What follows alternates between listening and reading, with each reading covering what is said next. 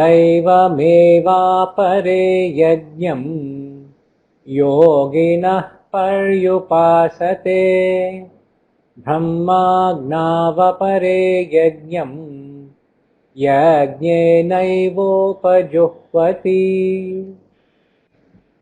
श्रोत्रादीनीन्द्रियानन्ये संयमाग्निषु जुह्वति शब्दादीन् विषयानन्ये संयमाग्निषु जुह्वति सर्वानीन्द्रियकर्माणि प्राणकर्माणि चापरे आत्मसंयमयोगाग्नौ जुह्वति ज्ञानदीपिते द्रव्ययज्ञास्तपो यज्ञाः योगयज्ञास्तथा परे स्वाध्यायज्ञानयज्ञाश्च यतयः संशितव्रताः अपाने जुह्वति प्राणम् प्राणे पानं तथा परे प्राणापानगतिरुद्ध्वा प्राणायामपरायणाः अपरे नियताहाराः प्राणान् प्राणेषु जुह्वति सर्वेप्येते यज्ञविदः यज्ञक्षपितकल्मषाः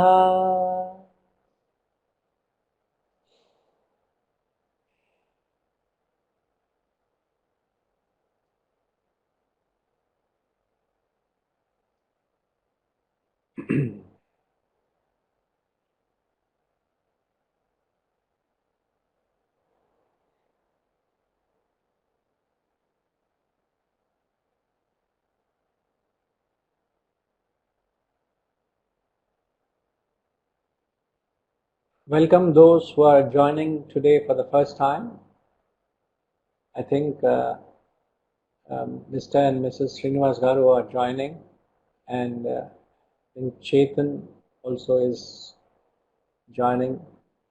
So just for the benefit of you all, we are on the fourth chapter. We are doing the third topic, verses 19 to 24, which speaks about the actions of an enlightened person. And he says, and actions of an enlightened person are not binding. They don't bind you. So, verses 19 to 24, we have just gone through verse 19 and verse 20. But just a quick recap of what we did last week. See, you must understand that when we talk of an enlightened person, we are talking from a very absolute standpoint. So you are talking of perfection at the highest level. So it would become rather difficult to attune to or relate to their level of functioning. So always we approach the philosophy or the study of these scriptures from a relative standpoint. So what we do is we convert a matter of fact into a matter of practice. So what is a state for them becomes a sadhana or an abhyasa or a practice for practitioners like us. So it is important that you start looking at it from a relative perspective so that you are benefited because you can bring in a corrective measure to your life or your actions. So the 20th verse, he said that here is a person who maintains harmony in the external conditions. How does he maintain? Having renounced the fruit of action, he is ever content, depends on nothing, even though he doesn't do anything, even though he is engaged in action. A person who is ever content, now most of us are never content. Only thing you got to add an alphabet N there. They are ever content and we are never content. Now, whatever you may be provided, whatever that could be uh, done, anything in life that seems to happen or not happen, you are never contented in life. So, one of the perhaps the best trademarks of a spiritually evolving or an evolved person is to examine how contented you are mentally. Now, I did mention last week. Now, contentment is a very clear sign of your measuring your spiritual quotient. Now, every human being has got two independent quotients in them right from birth. One is the material quotient and the spiritual quotient. Now, we did mention that these two quotients are independent factors. You could have done well with reference to your material quotient. You would have progressed well. You would have advanced well materially, but that doesn't necessarily reflect in your spiritual quotient. That doesn't necessarily indicate how contented or happy you are in life. In spite of all that seems to be happening around your life, all that has happened or yet to happen, you would always find yourself discontented. And that's the measure of your spiritual quotient. Now, how is it that these people are contented? Because they have renounced the fruit of their action. They are not interested in the outcome. All they maintain their state of mind in the present. We said that as long as you keep pitching up your thoughts and attention to the future, you will find yourself agitated, discontented, disturbed.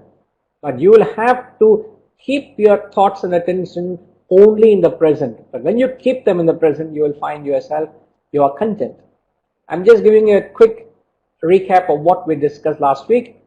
He said depends on nothing, indicating that these people have reached a state of total self-sufficiency. Your self-sufficiency is another tool of measuring your spiritual growth. So when you are spiritually developed, you find yourself non-reliance on anything external. You find yourself happy and peace within yourself, by yourself. And then he said, he doesn't do anything though engaged in action. We said it is nothing but an Atman. Atman, they become the Atman. So when they become the Atman, what happens? They become like a catalyst. They are responsible for everything and yet they are not affected by anything. They maintain a perfect sense of detachment. Okay? For some of you who may not get a clearer picture of this, in fact, as he continues the description of actions of enlightened, it does become a little more clearer. Okay? We will just get on with the text. We'll chant verse 21. Let's chant it together twice. Nirashiryat chittatma tyatva sarva parigraha shariram kevalam karma kurvannapnoti kilbhisham. Nirashiryat chittatma tyatva sarva parigraha shariram kevalam karma kurvannapnoti kilbhisham. Very interesting. He starts off by saying, hoping for naught. Hoping for naught. Nirashi, no asha. With mind and body control, having relinquished all possessions, doing merely bodily action, he incurs no sin. Nirashi yatachittatma, with the mind and body control, Tyaktva sarva parigraha. Having relinquished all possessions. Don't take it literally. It is not that you must get rid of all what you possess, what dearly you have acquired all through your life. If these men are saying you got to give up all of them, it's the most difficult thing to do. It's not the question of giving up your possessions. Having relinquished all possessions, I'll explain. Doing merely bodily action, such people incurs no sin. Now here, this verse is talking about the harmony in internal conditions. Okay? The previous verse spoke about how they maintained harmony in external conditions. Here he speaks about how they maintain a harmony within themselves, internally, with internal changes. Okay? So, firstly he says, they are operating, they are functioning how an enlightened person functions. Just a glimpse, you get an idea as to how these men of perfection operate. Here he says, hoping for naught. Nir asha. Asha means a desire, a wish, a want. That's the mildest form of an asha. An asha is a desire, a wish, or a wanting.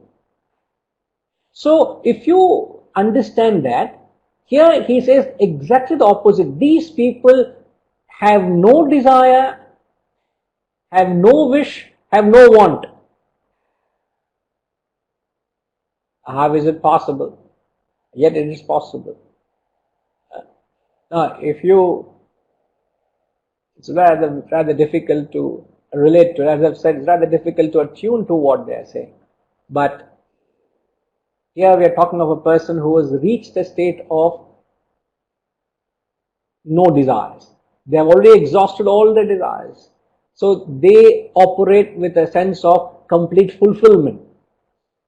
Now, if you go back again, I have mentioned in one of the classes recently, a desire arises, a desire comes only when you feel a sense of an emptiness or an unfulfillment within.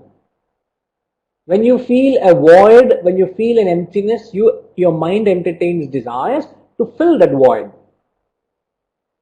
Okay? Now when you are full, when you experience a sense of fullness of paripurna, and that paripurna arises because of your merging with the self, what happens? You have no desire. You operate without any desire for anything. So these people, they have no wishing, there is no throbbing. Because there is no desire, there is no question of having a disappointment in their lives. Isn't it? As you understand, as long as you have a desire, there's a possibility of you getting what you want, or there's a possibility of you unfulfilling your desires. And when your desires are not met, it causes tremendous mental agitation. So these people, they have no possibility. They are operating from a sense of paripurna. So there is no desire, and neither is there a question of a desire not being met or unfulfilled. Now, if you look from our point of view, now this is from an absolute perspective. From our point of view, we find we can perform actions with a selfish, egoistic desire or an unselfish, charitable nature. A charitable desire, an unselfish desire. So either your desires are selfish or unselfish. In both of these natures, there is a desire, there is an expectation, and there is a possibility of your desire not being met. I hope you all are with me, you all are following. When you have no desire, Tata, you are following?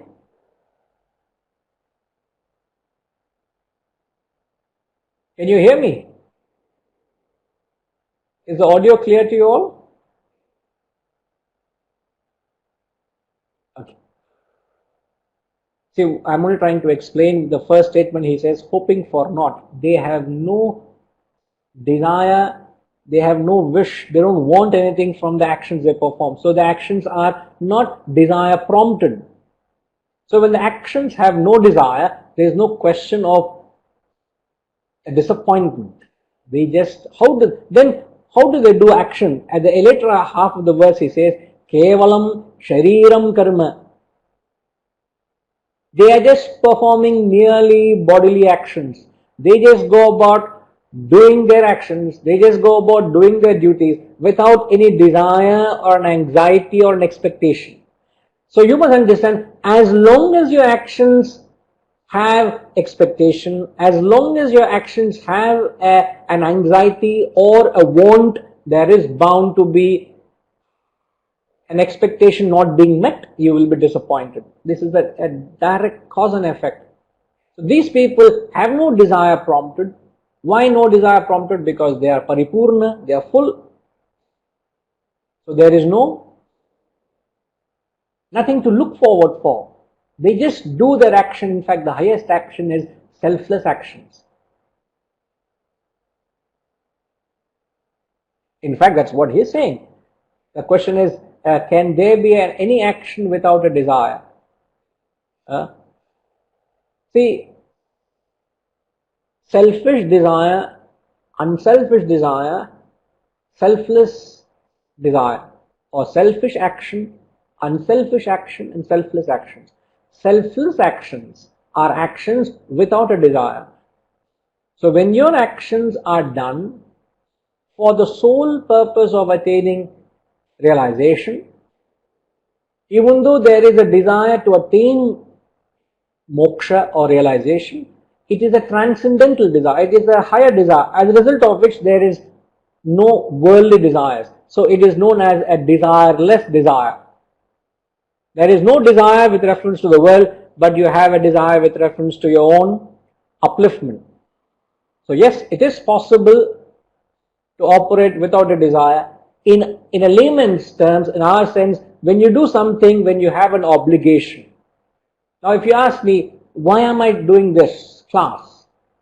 If you ask me, this action is very much possible that it is being prompted without a desire. If you ask me, do I have a desire to teach this knowledge? I would say no. Have I knocked at your doors and say, please come and learn this, receive this knowledge? I have not done that. You ask me, sir, are you disinterested in teaching us? Nor is there a disinterest in not teaching you. Then why am I doing it? I just do because I have an obligatory duty. It is my obligation. I just do it. I am doing my karyam karma. So there is no desire to impress you all. There is no desire to, neither is there an expectation out of this action. But why do you do? It is because your duty. And such actions are known as selfless actions. So if you go about doing actions prompted by the intellect, driven by your duties, such actions lead you to self-realization. Vis-a-vis, when you say actions driven by the mind, then your actions fall under selfish or unselfish. They are desire based. Okay. Now, with mind and body control,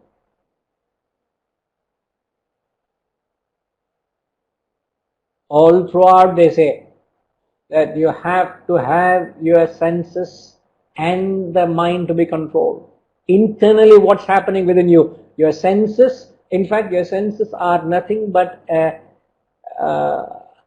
prey to the mind. If your mind has got a weakness for something, your senses are already falling a prey to it. So you want to control your senses, you must control your mind. And how do you control your senses and how do you control your mind? You have to use the other faculty known as the buddhi. So they control a perfect mastery. So there are no sensual demands, there is no emotional demand, neither is there any intellectual demand. So any form of desire, there is no craving nor wanting. They have a perfect control over their body and the mind. And then he says, having relinquished all actions. Now is it possible to relinquish all possessions, relinquishing all possessions? Is it possible to relinquish all your possessions?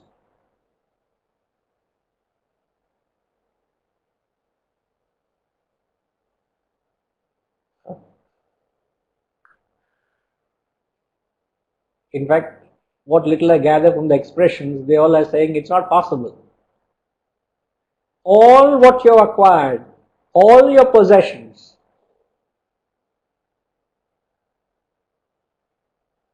in fact, there was a, a couple who have led a highly materialistic, highly sensual life throughout their life. And they decided enough is enough. We have acquired enough, we have seen the world, we have traveled the world, we have enjoyed the world, we want to lead a spiritual life. So they wind up, literally they did this. They wound up their business, they sold their properties, they sold their home, and they said, let's march towards Rishikesh. You want to lead a spiritual life. So the husband wife started taking a walk. And as it was a steep climb, the lady was a little lagging behind and the husband was ahead.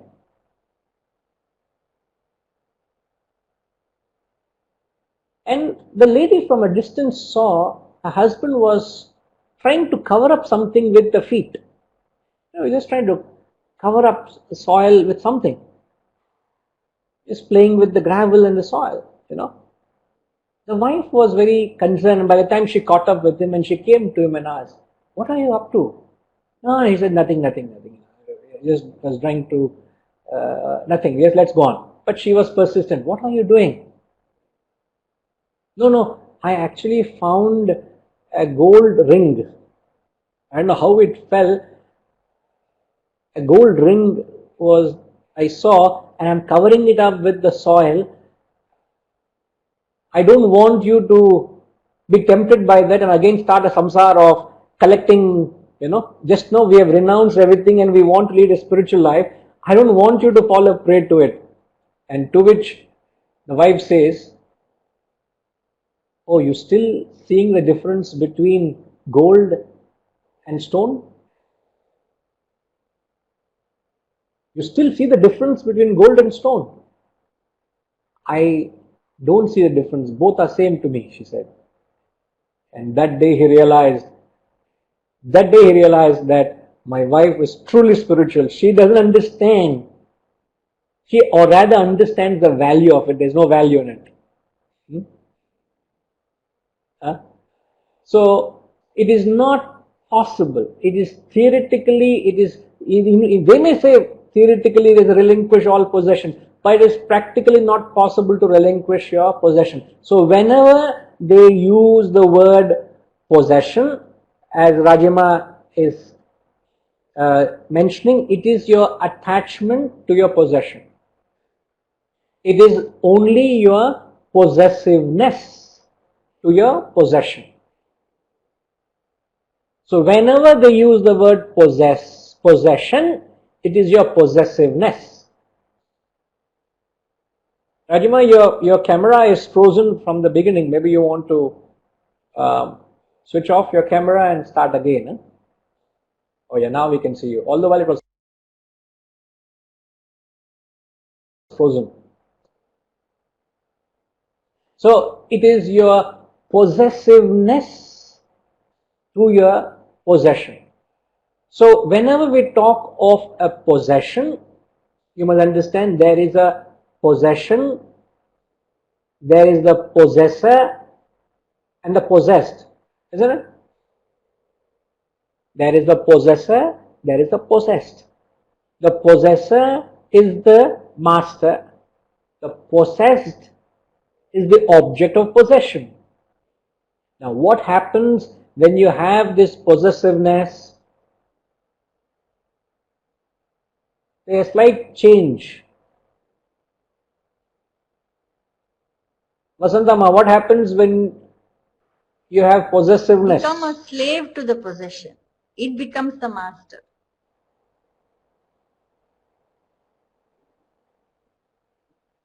Correct. So when you have this possessiveness, you become the slave, the object becomes the master. What a state, what a state. Then you don't control it, the objects of enjoyment starts controlling you. Therefore, they say you must relinquish your possessiveness. And the degree of possessiveness has no reference to the quantum of possession, has no reference. You may have no possession at all and you can be obsessed with the thought of possessing. You can have this greed, you can have this lobha, you want to possess something. You want to acquire something, want to enjoy something. You can have that irrespective of having the possession, or you may be enjoying the possession and yet be dispossessive about it.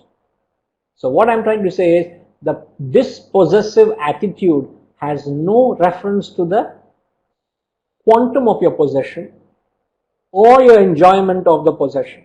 Means you can possess it.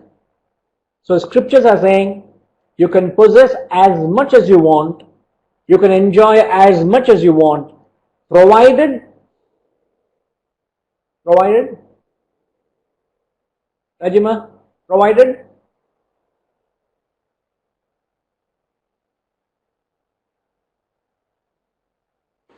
not posed by it.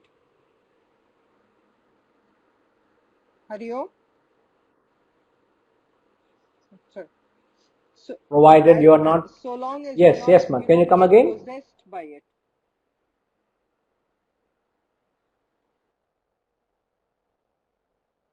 So long as you're not possessed by it. Now, without understanding this, people have literally gone about giving up possessions. So it really doesn't matter where you are. Spiritually, it really doesn't matter. Your place or position strictly doesn't matter as long as you can cultivate this habit of dispossessiveness. So whenever they use the word relinquishing possession, understand it, relinquishing your possessiveness. Okay? And lastly, he says, doing merely bodily action, which I've clarified, he incurs no sin. Such people don't incur any sin, means they don't create any further vasanas.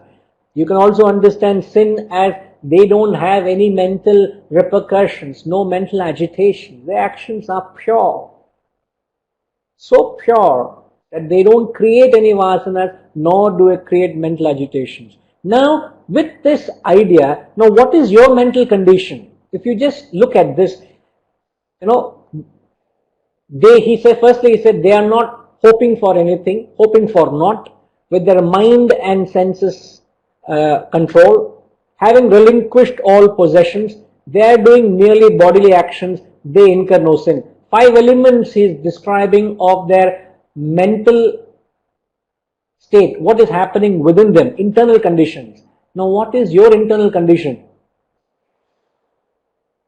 How close are you to an enlightened, or how far away are you from them? Ma, you have said such a big word. We are all drowning in sin. I don't think so.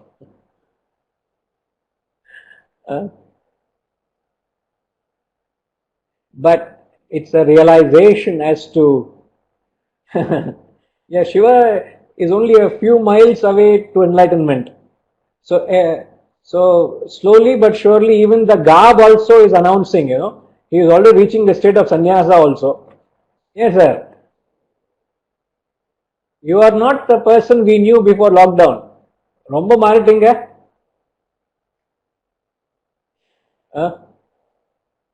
No, we will have to add a prefix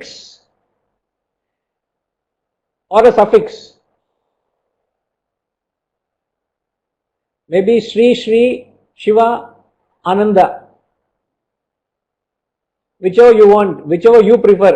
You want to go by your guru, we can call Sri Sri Shiva, or you want to be called Ananda, we call Ananda, or we call both. Sri Sri Shivananda will call you. Coronananda. Corona. With all Coronananda. Corona is bringing harm patient house today.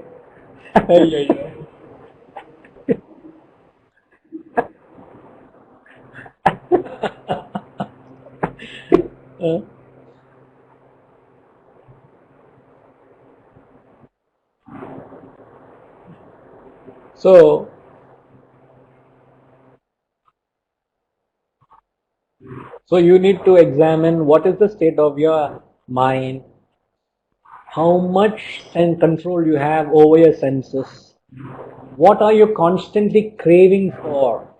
Even when the world is not with you, where is your mind? Is your mind constantly craving or wanting or throbbing or desiring? Shiva, can I Done. request you to mute your microphone, please? Perfect, yeah. So whether is that happening? How much are you possessed of your possessions? So all these factors determine how mentally peaceful or balanced or agitated or sinful you are. These are all you got to have a check. Okay? So Tata has already given the title, Shiva.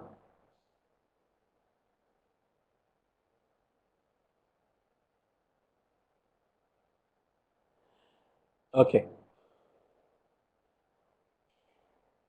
यदृच्छालाभसन्तुष्टः द्वन्द्वातीतो विमत्सरः समसिद्धावसिद्धौ च कृत्वापि न निबध्यते यदृच्छालाभसन्तुष्टः द्वन्द्वातीतो विमत्सरः समसिद्धावसिद्धौ च कृत्वापि न निबध्यते.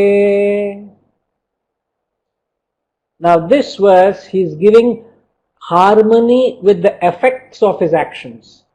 How well he handles whatever the fruits of his actions. How graceful he is with whatever life provides him with.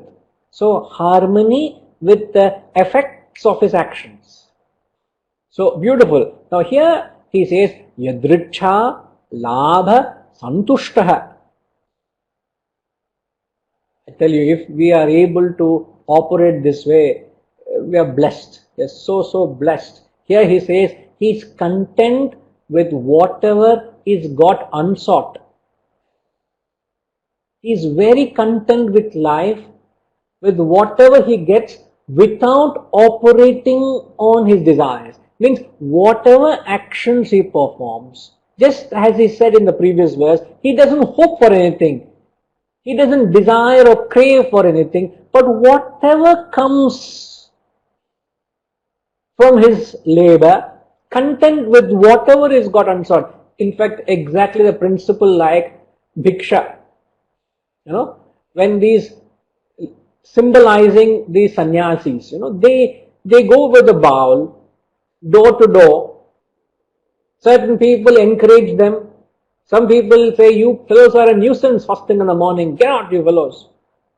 They just are very insulting to them, but they just quietly move on. So whatever they get in that bowl, they're very content with that. At least you can say they are seeking it. At least there is a drawback in that analogy. They are going and seeking it. But here this man doesn't even seek. Content with whatever is got unsought. So their contentment again is not measured with what is given. Whatever the fruits of action, if nothing, no return comes, they are very contented. A bumper return comes, also they are contented. No problem at all. Content with whatever is got unsought. In fact, in the third chapter, have we not seen, which I think we mentioned when we clarified the few previous classes, we mentioned that a sattvic person, he says, a sattvic person eats the remnants of sacrifice. Remnants means he eats the leftovers or whatever is provided. Rajima, REMNANTS. So that's between me and Rajima. So the remnants of sacrifice. So they live a sacrificial life, and whatever comes with that, they're very, very contented. In fact, what is the opposite of that? Sedraman Garu. Here he says he's content with what is got unsought. What is the literal opposite of that?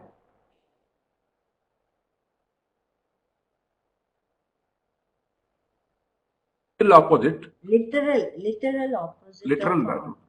He is discontented with everything he gets.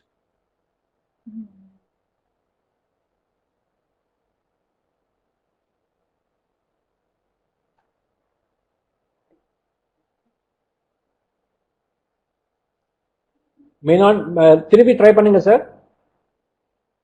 Content with whatever is got unsought. The opposite that is? Not contented with whatever he expected to get, although he got it. Unsought. He is not contented in spite of whatever he got, he desired. See, he is chasing his desires. So the layman is exactly the opposite of it. So we are constantly chasing our desires, and in spite of having got what we desired, we are not contented.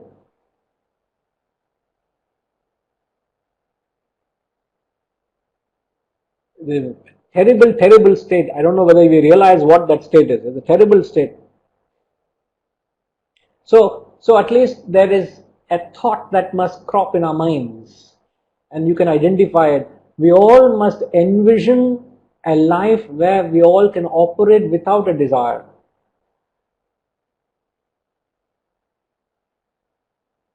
We can at least envision what that life is.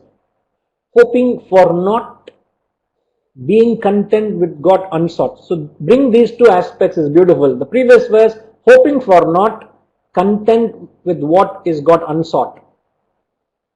Guruji. And then he says,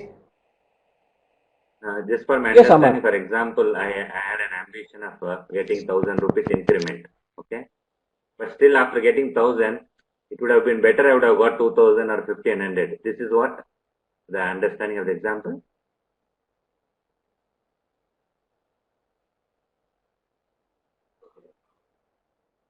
Okay, now going with the example, a person looked at an increment of 1,000 rupees. Having got that 1,000 increment, he is not contented. But what you are saying further to that is, he desired 1,500 or 2,000. So he is talking of the present condition. Whatever you desired, you get, you are not contented. Whatever you desired. Now you are going to the further future also. You may go to the future. You desire 1,500, you desire 10,000, you desire 100,000. There is no end to contentment externally. So the fundamental lesson we all should learn even before we start functioning. These are all the principles of action we all must learn. Now if we don't learn these principles of action and function, we all falter, don't we? So the fundamental principle of action we must learn is you will never find contentment in the fruit. There is no satisfaction in the fruit.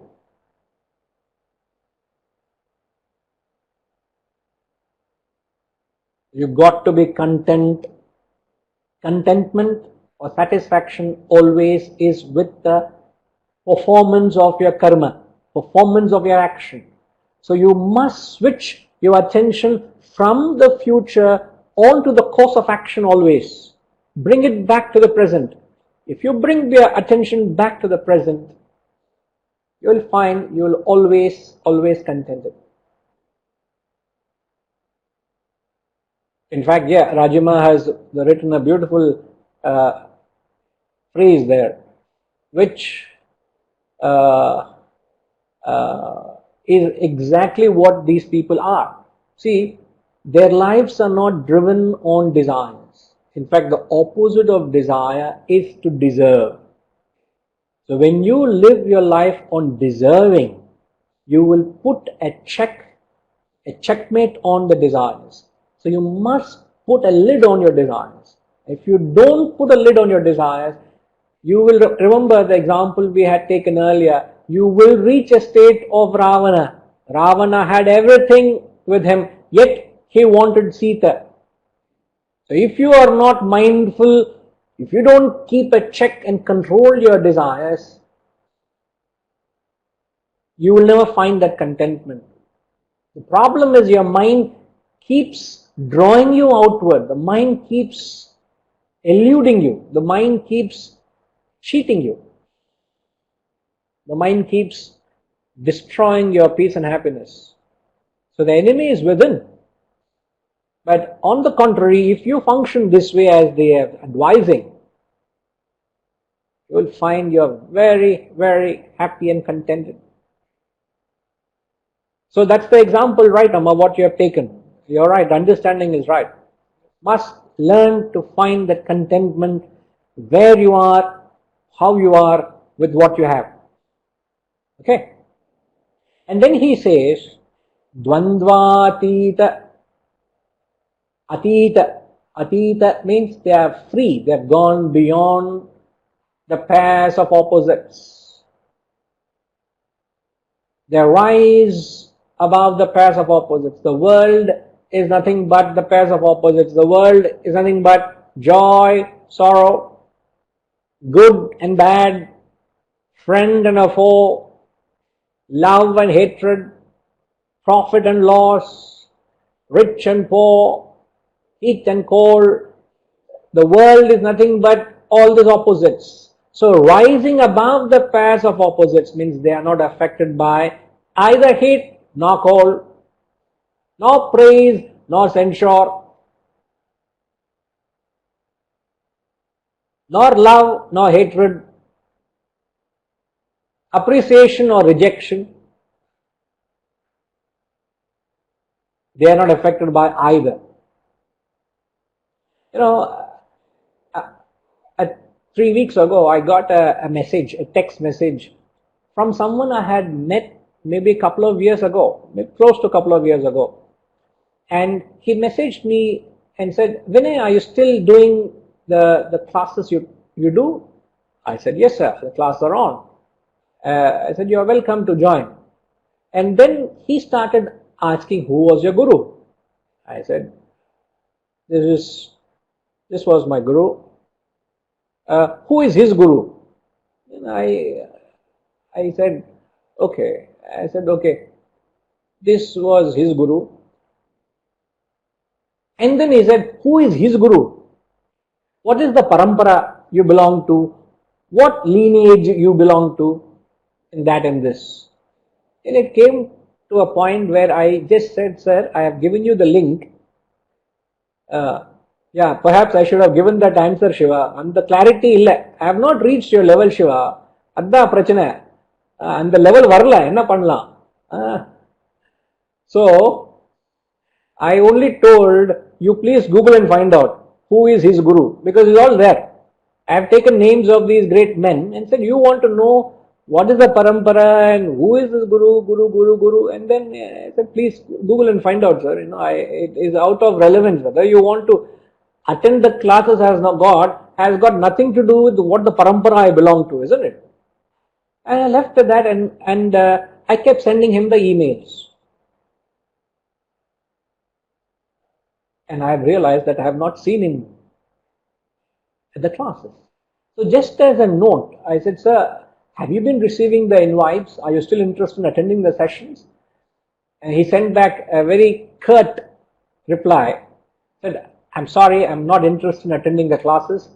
I'm actually very busy attending a lot of other classes with a lot of parampara gurus. I don't have time. I said, okay, sir. I just ended the conversation. Okay, sir. So this is the opposites I mean. On one hand, there are people who are looking forward for the knowledge. On the other hand, people say, go to hell with your knowledge. This is the world. People may put you at a pedestal. People may challenge your ego. So how does it matter? You should remain unaffected, free from heat, cold, praise, censure, profit, loss, good, bad. Sometimes you come across people who are extremely grateful to you. You may have done nothing to them, but they are so grateful, so thankful to you. I'm sure we meet people, isn't it? They're so thankful for what little you have done. And you come across people, you may have done so much to them, but extremely ungrateful, extremely unkind, ungrateful. How do you handle these extremities of life? So these people have risen above the pairs of opposites, so you're not affected by them. And then he says, free from envy. Vimatsaraha. Free from envy.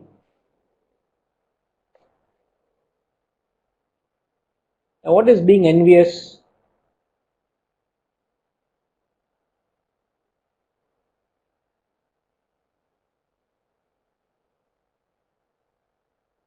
What is your understanding of being envious?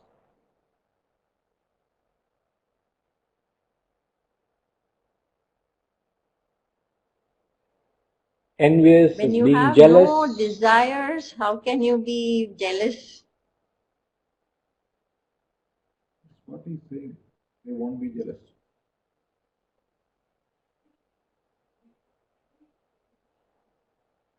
Correct. That's why he's saying he's free. No, he's only trying to explain to us so that we can understand. So he is using the language we understand so that we can visualize what that state is. Correct. They are no envy because there is no desire at all. Now, can you tell me, envy is a modification of desire, isn't it? Vasantama? Envy is a modification of desire. Now, when does envy come about? When How we does want envy, to possess something how does and desire others transform are into having envy? it, we feel jealous. We don't have it. Any material or any this thing for that matter. Okay. Any obstruction comes. It could be anything, Any isn't it? obstruction comes to the desire.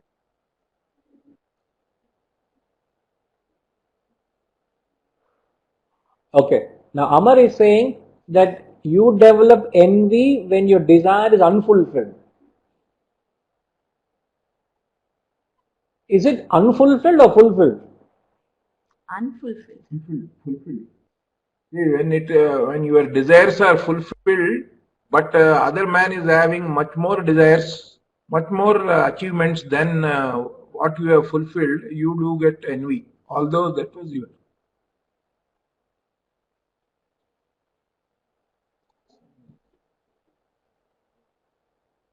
comparison. Yeah. So envy actually comes about when your desires are met. When it's a modification, when desires are met, you look at people who have got more than you.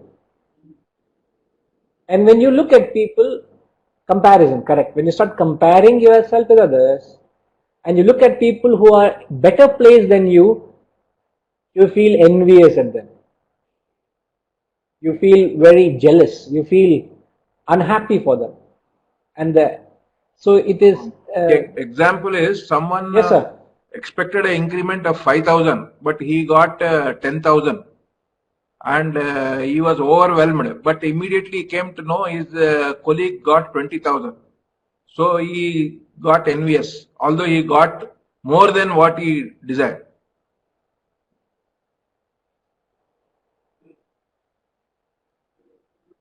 Correct.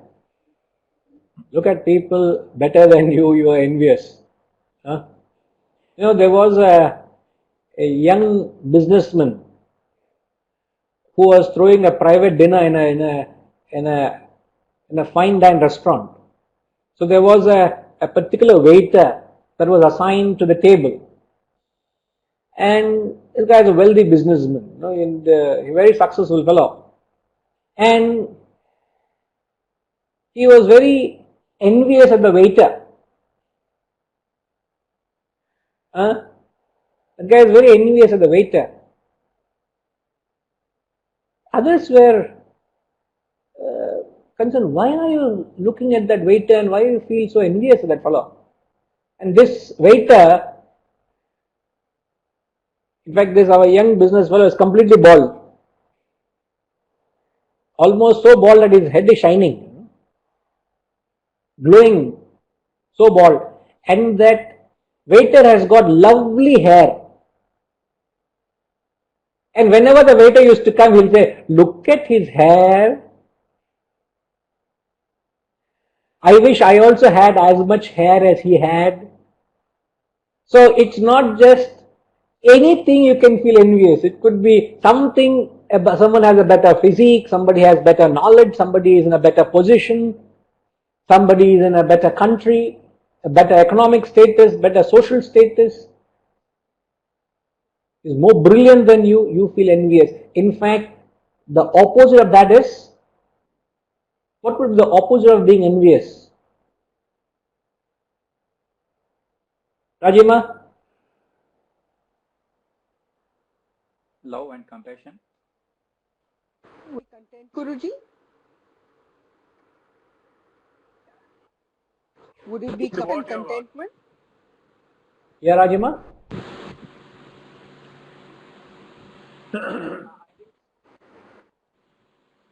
I didn't get you, Rajima. Sorry.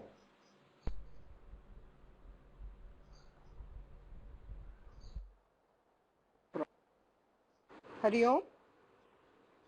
Is it opposite to the Yeah, Srinivas Garu, you were saying something?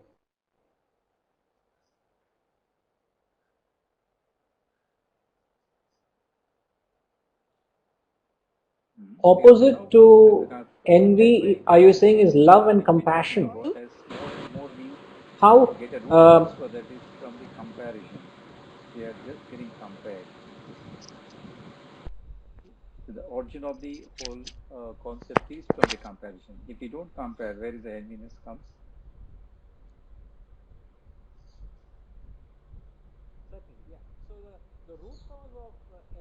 Certainly, yeah. So the root cause of envy is comparison. You're right.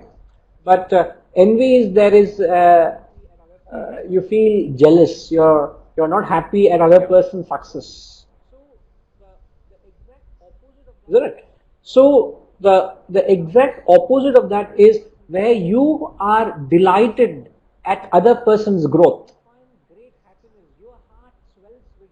You find great happiness. Your heart swells with joy and happiness looking at other people succeeding. They, like Setharamanji said, my colleague got 20,000 more increment. I feel extremely joyed because my friend has got a better increment than me. Oh yeah, you're very much inspired. It is your somebody has just said it's your golden heart. Your heart is so pure. Your heart is so genuine that you find happiness in others' success. It's a very rare quality you come across. Very rare. I don't know whether you find it prevalent in the corporate world or in the world out there. It's a rarity. But what a delight to be blessed with these qualities and bring into your personality. When you give out goodness to others, invariably goodness happens to you. So it's not how much you portray the goodness, it's how much is felt is more important. How much love and compassion, as you rightly said, how much genuinely you're happy for your competitors. Let there be a fair ground where we all compete, but you're happy if your competitor gets a contract. You're genuinely happy. That kind of a wholeheartedness, a genuine feeling, and that invariably pays back. Yeah, recently we lost one order. The gap at which we lost the order Please, yeah. much below the cost price, say less about 25% the cost price. And then we reviewed and realized that there is something went wrong, and definitely my competitor got the order. Then we made an immediate attempt to connect with the competitor. We lost the order, not an issue, but in the process you should not lose everything by taking the order which is not going to be executable. Of course, he communicated feeling that the loss what he gone through is nothing than the loss what he's going through when he execute the project. Of course, in this current world, when you make a statement, they view it as it is a competitor making a statement. But in the end, when the project executed, the company has got into the troubles. So we need to be little compassionate towards others and try to see that they are not going to fall further, having been and you are aware of the subject. That's it.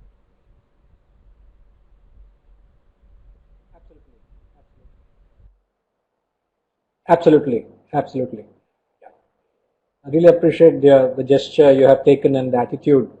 But unless until we consciously cultivate this, it's rather difficult to be benefited, to be benefited by these value systems. You're very right what you say, sir. So, free from envy is where your heart swells, as I've said. You feel genuine love. Love is nothing but you identify with other people for what he or she is. So you have that love. Sadly, the love we have is selfish love. Selfish love is nothing but attachment.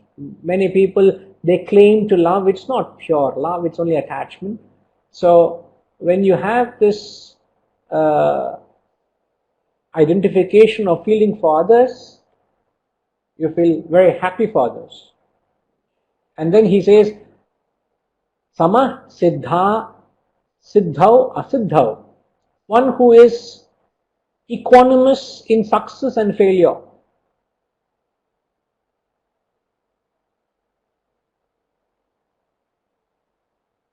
How can you understand this? How is it possible to be equanimous in success and failure?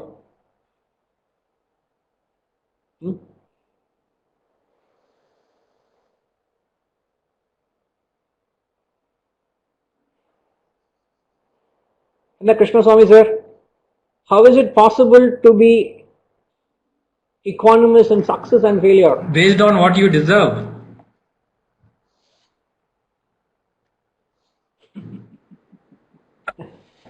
ரொம்ப சிம்பிளா சொன்னீங்க. Based on what you deserve. Can you clarify that? How is it possible to be equanimous? Suppose it's a failure to me because I don't deserve it. If it is successful means I deserve it.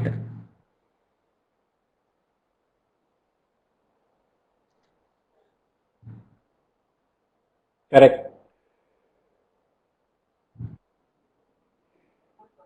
You find it very easy. If you are able to accept life in the principle of deserving, ஒன்னும் பிரச்சனை இல்லை. There's no problem at all with life, isn't it? Whatever life throws at us, we are able to gracefully accept it. Had somebody just commented a little earlier, wow, we have some guests today.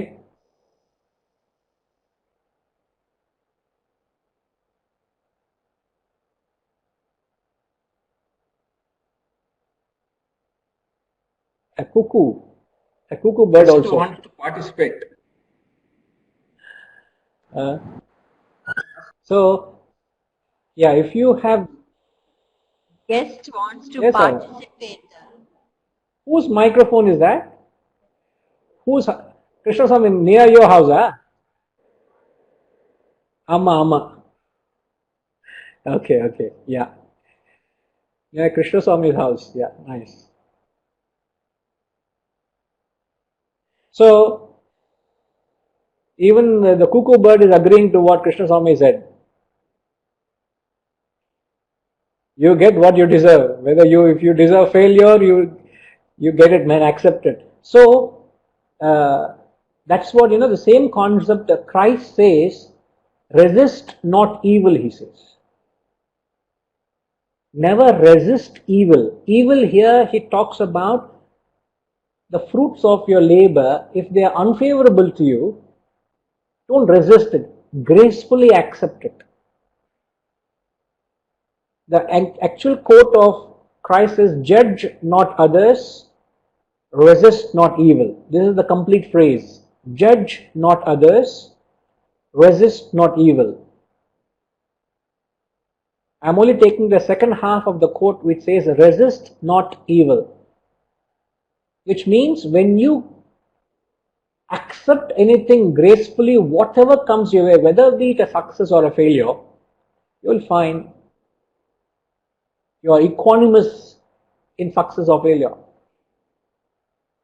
Now, you can also approach it in a sense like a person who is contented with his effort, a person who is content with his path. In fact, remember in the Gita elsewhere he said, Karmani eva adhikara ma phaleshu kadachana. The very famous verse of the Gita. Karmanyevadhikaraste ma phaleshu kadachana ma karma phalaheturbhuhu ma te sanghostva karmani. Karmani eva adhikara. I can't think of any more powerful statement than this. Karmani eva adhikara. Adhikara means a right. Your right is only with action. Ma phaleshu kadachana. Fruit doesn't belong to you. As simple as that. It can't get more direct than this. It is none of your business to deal or be interested in the fruit. Your right is only with karma. Your duty is only with karma. You have no right. Karmani eva adhikara. You use the word adhikara when you have no right. Now, we are flouting this principle of action or karma. All the time we are interested in the fruits of action. So, since we are all the time interested and concerned of the fruits of action, if the fruits of action are not favorable, you are affected. But here is a person who is not interested in the fruit of action. All his interest is in the duty, the karma, the action. Just like a sportsman. A sportsman plays a sport. He gives his best in that sport. At the end of the game, if he has lost the game, he will go across the court and congratulate the opponent and say, you played a better game. That's about all. You're very sportive in your action. You accept failure as gracefully as you accept success, but you know that guy has played a better game. That's about all. Sometimes you win, sometimes the world wins, the opposition wins. That doesn't mean you must hate the world for what it provides you or dishes out with. You got to gracefully accept the fruits of your labor, but find contentment in the course of your action. Find contentment in your action. You will find you're very equally balanced, whether it be success or failure, praise or censure, acceptance or rejectance, because you are contented, you found happiness in your karma, in your duty, in your adhikara, which is yourself. And such a person, though acting, he is not bound.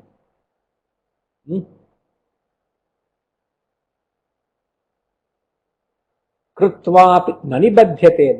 Nibadhyate is bound. Na nibadhyate is not bound. They are ever free, ever liberated. They are not bound by the vasanas. They are not bound by their actions. They are liberated. This is what the title is, the actions of enlightened, not binding. So because of this attitude, they are not bound by the actions nor the fruits. As they say, when the birds fly in the air, they don't leave footprints, isn't it? So they don't leave impressions. You don't leave impressions of your actions. Your actions are pure. The fruit of your action is you get liberation. Now what is the fruit of your action?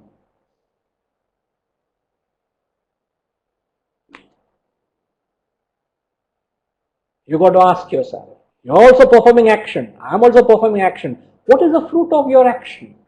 Does your action liberate you or bind you? And whether the action binds you or liberates you, it is not that you perform different actions, please. The action always is neutral. Remember this. Action is neither good nor bad. Action is neither virtuous nor vicious.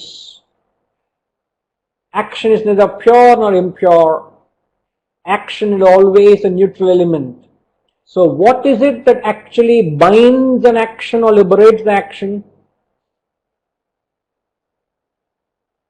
Obviously, it's not the action.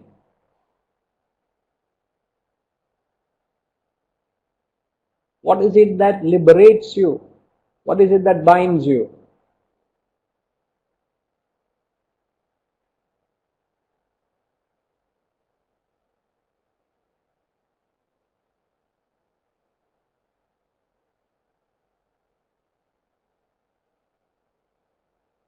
Rajima is saying it's your intention that binds, intention and motivation that binds. Is that what you say, Ma?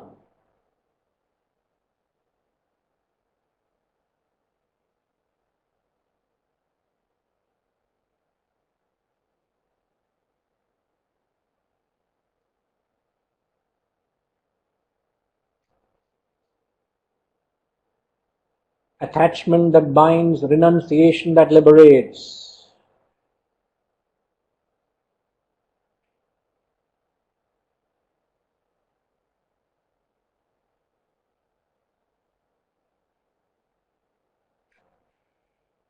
So it's not what action you do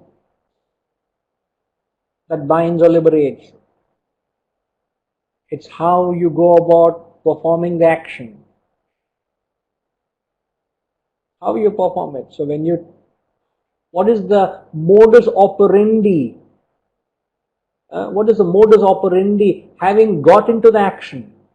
It is not what action. So the action you choose depends on your swadharma because of your vasanas.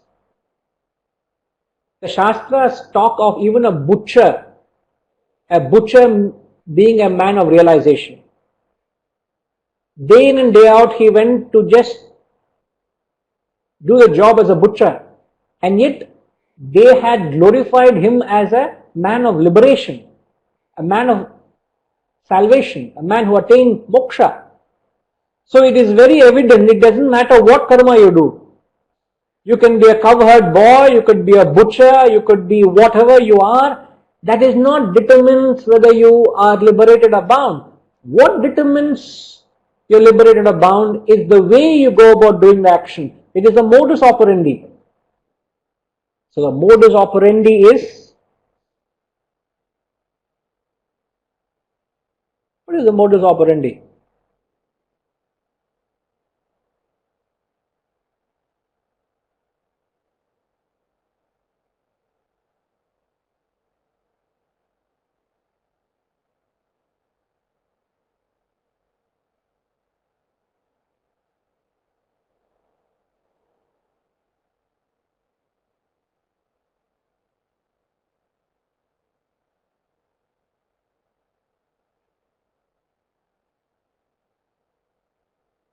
Modus operandi means methodology adopt. ஆமா sir, technical knowledge தெரியல sir. நல்ல வேலை நீங்க clarify பண்ணீங்க நீங்க. What is the methodology you adopt? I'm getting a lot of comments. To be a witness. It is your expectations that bind you. Perform selflessly. You do your karma without waiting for the result. Do your duty.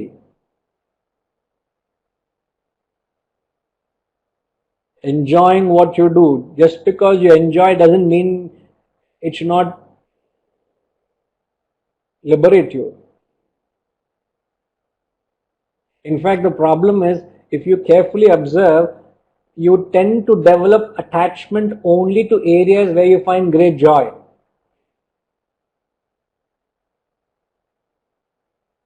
So when you enjoy something, the chances of getting attached are far greater. That's why you operate on the mind.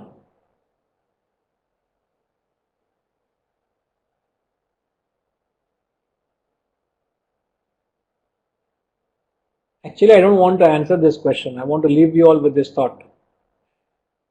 Please think about it. What should be the modus operandi to find oneself liberated from one's action? The question I repeat, what should be the modus operandi to find oneself liberated from the performance of one's action? Now, I'm only giving a homework, not that your answers are wrong. It's just so that it consumes you. You can think over it. You can ponder over it. More of an abhyasa. So the question is, what is the modus operandi to get oneself liberated? What is the modus operandi to get oneself liberated from the performance of one's actions?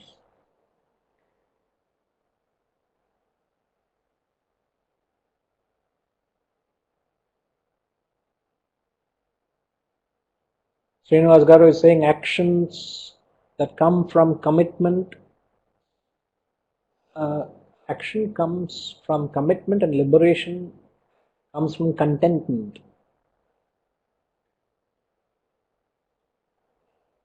Yeah, as I've said, all your answers are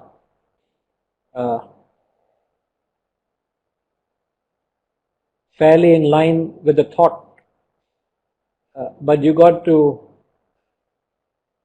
let it sink.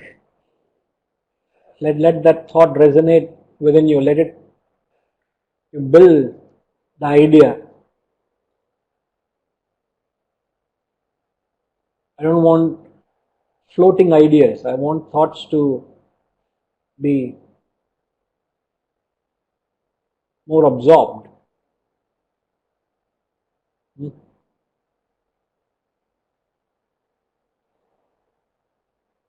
So what a beautiful verse. So here it says, content with whatever is got unsought. He rises above the pairs of opposites. He is free from envy. He is equanimous or even-minded in success and failure. Though acting, such a person is not bound.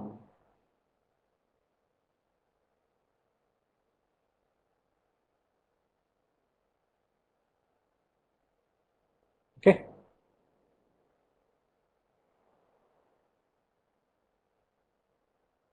Om Purnamada Purnamidam Purnat Purnamudachyate Purnasya Purnamadaya Purnamevavashishyate. Om Shanti Shanti Shanti. Hari Om.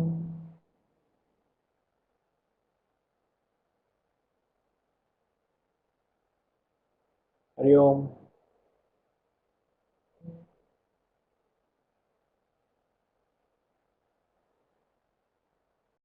Hari Om, Guruji.